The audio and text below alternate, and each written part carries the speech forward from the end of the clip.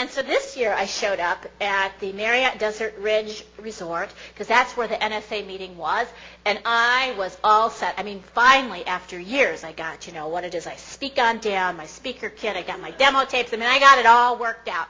I am grooving. I mean, this is the place to be, and I love this conference.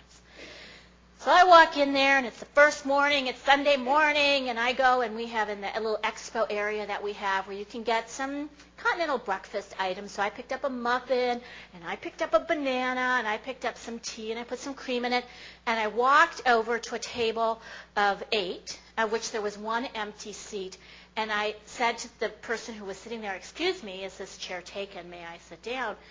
And it turned out to be a woman who I'd met the year before. Go figure, right? So she stands up, she gives me a hug, because she had actually called me a week earlier and said, "Could I see you at the conference?" Just so happened I sat down. Didn't notice her from the back. So she started to introduce me to all these people at the table, and wouldn't you know it, there's some speaker bureau reps at the table. I'm thinking, oh, this is so cool, right? I get to meet them, or at least get them to know who I am. And so I drank some tea, I opened my banana, I started to eat my banana, and I can't actually tell you what happened. But the crown in the back flew across the table with banana associated with it and landed.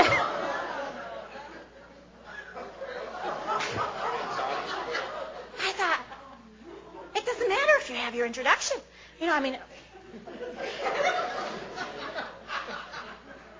I thought, act like a host. How do you act like a host when your tooth is sitting there? I thought I had to add a new piece to my talk called Prepare for the Unexpected.